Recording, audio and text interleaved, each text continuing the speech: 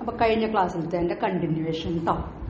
അതായത് TCS tax collected at source, അത് seller ബയറുടെ കയ്യിൽ നിന്നാണ് കളക്ട് ചെയ്ത് വെക്കാന്ന് പറഞ്ഞു. പിന്നെ അതായത് rate of TCS, alcoholic liquor, അതൊക്കെ ഞാൻ പറഞ്ഞു കഴിഞ്ഞു.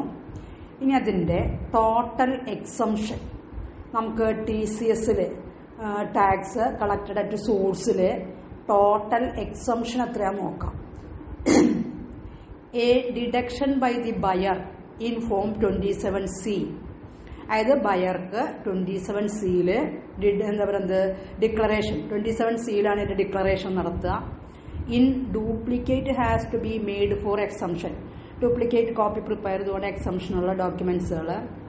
Goods listed are for manufacturing or processing and not for trading, അതായത് വ്യവസായത്തിനല്ലാതെ goods listed are for manufacturing or processing, അതൊക്കെയാണ് ഇതിലിവിടെ പറയുന്നത് ഈ 27Cയിൽ കേട്ടോ.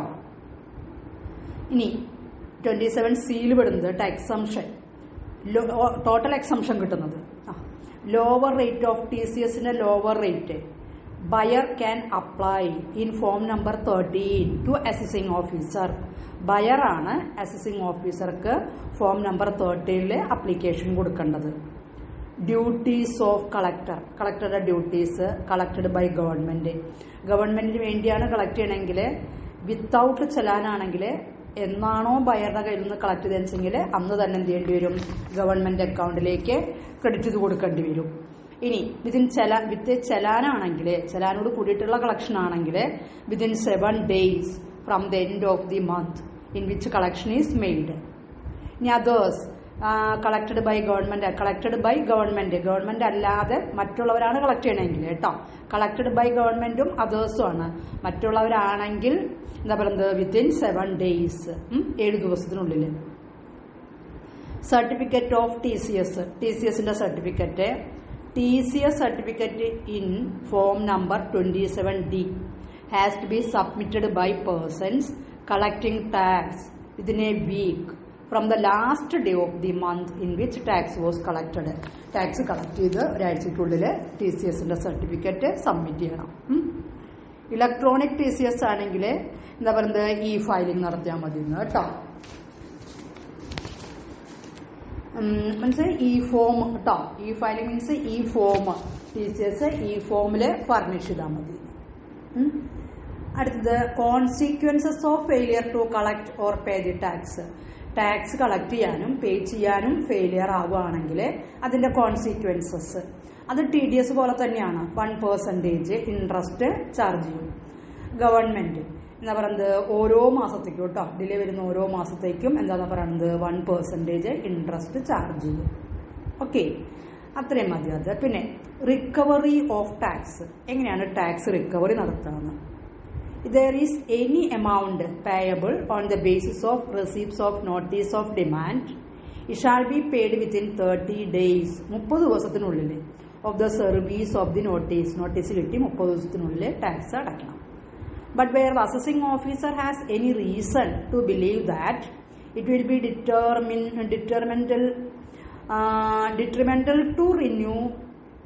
detrimental to revenue if the full period of 30 days aforesaid is allowed, he may, with the previous approval of the joint commissioner, direct that the sum specified in the notice of demand shall be paid within such a period, being a period less than the period of 30 days.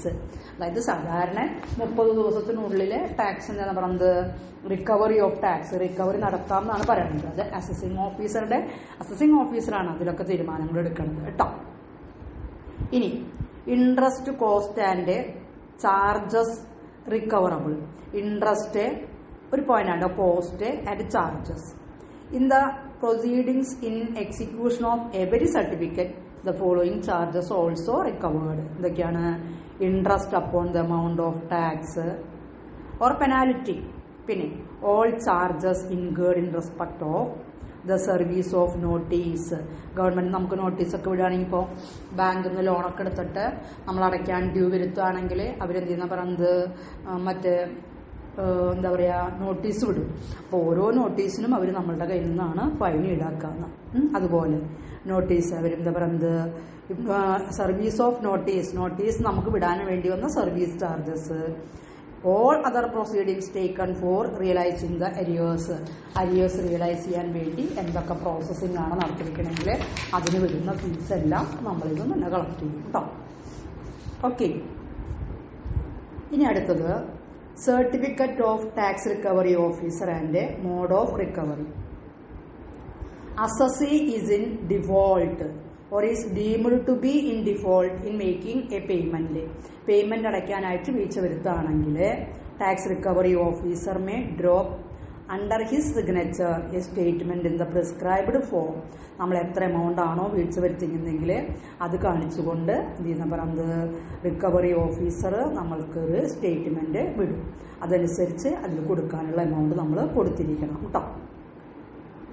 പിന്നെ ഈ താഴെ പറയുന്ന പ്രകാരം എന്താ പറയുന്നത്, amount specified, അതിൽ പറഞ്ഞിരിക്കുന്ന amount in the certificate by one or more of the mode mention below. താഴെ പറഞ്ഞിരിക്കുന്ന മോഡ് ഓഫ് പേയ്മെന്റ് മോഡായിരിക്കണം. Attachment and sale of the assessee's mobile property.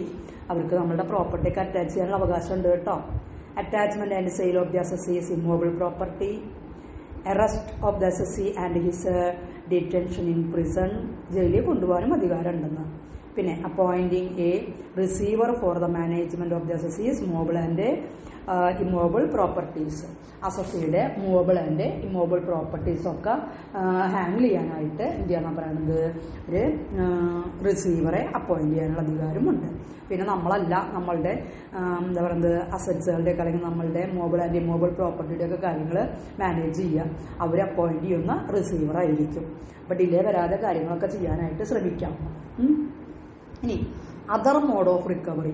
ഇത് കൂടാതെ വേറെന്തൊക്കെ മോഡ് ഓഫ് റിക്കവറി നമ്മൾ ടാക്സ് അടയ്ക്കാൻ നേരം വൈകുകയാണെങ്കിൽ, അതായത് TCS കേട്ടോ, ടാക്സ് കളക്റ്റഡ് അറ്റ് സോഴ്സ് പേ ചെയ്യാനായിട്ട് ലേറ്റ് ആവുകയാണെങ്കിലാണ് പറയുന്നത്.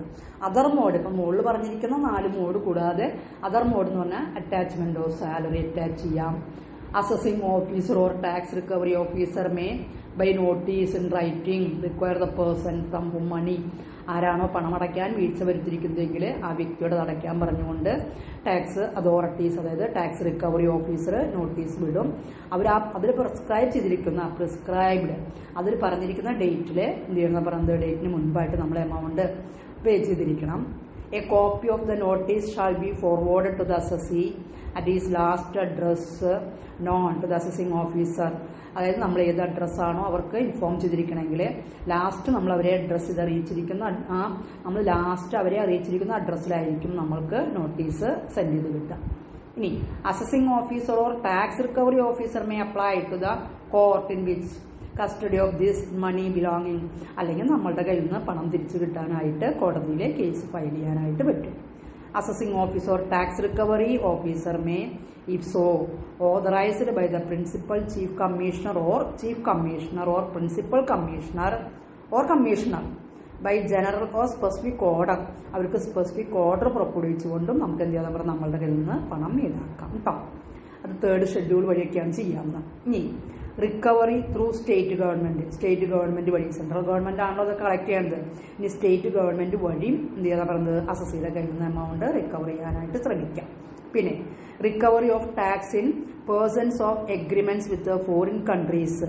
ഇനി ഫോറിൻ കൺട്രീസ് അങ്ങനെയുള്ളവരാണ് TCS വരുന്നതെങ്കിൽ, ടാക്സ് കളക്റ്റഡ് അറ്റ് സോഴ്സിൽ വരുന്നതെങ്കിൽ, അതായത് where an agreement is entered into by the central government with the government of any country, മറ്റു രാജ്യമായിട്ട് outside India for recovery of income tax under income tax act and the corresponding law in force. അപ്പോൾ വിദേശത്തുള്ള വ്യക്തികളാണ് ഇവിടെ വന്നിട്ട് അങ്ങനെ tax recovery ഒക്കെ നടത്താൻ, ദാറ്റ് മീൻസ് ടാക്സ് അടയ്ക്കാത്തതെന്ന് വെച്ചെങ്കിൽ എന്താ പറയുന്നത് മറ്റു രാജ്യത്തുള്ള വ്യക്തികളായിട്ട് അവരായിട്ട് എന്ത് ചെയ്യാം, ടാക്സ് അതോറിറ്റീസിനെ കോണ്ടാക്ട് ചെയ്യാം കേട്ടോ, സെൻട്രൽ ഗവൺമെന്റും മറ്റ് അതർ കൺട്രീസിലുള്ള ഗവൺമെന്റുമായിട്ട്. അപ്പോൾ income tax under the income tax act പ്രകാരം the corresponding law in force, ഏത് ലോയാണോ അവിടെ പ്രാബല്യത്തിൽ നിൽക്കണമെന്ന് വെച്ചെങ്കിൽ ആ ലോ പ്രകാരം എന്ത് ചെയ്യാം, അവരുടെ കയ്യിൽ നിന്ന് എമൗണ്ട് കളക്ട് ചെയ്യാം. Recovery of penalties fine, interest and other sums. അതായത് recovery of penalty, recovery of fine, interest, other സമ്മൊക്കെ ഉണ്ടെങ്കിൽ അതെല്ലാം അവർ റിക്കവർ ചെയ്തെടുക്കും. പിന്നെ recovery by suit or under other law not affected. ഇതിനെ ബാധിക്കാത്ത മറ്റു തരത്തിലുള്ള നിയമപ്രകാരം എന്താണെന്ന് ഞാൻ പറഞ്ഞത് അവർക്ക് എമൗണ്ട് കളക്ട് ചെയ്യാനായിട്ട് അവകാശമുണ്ട്.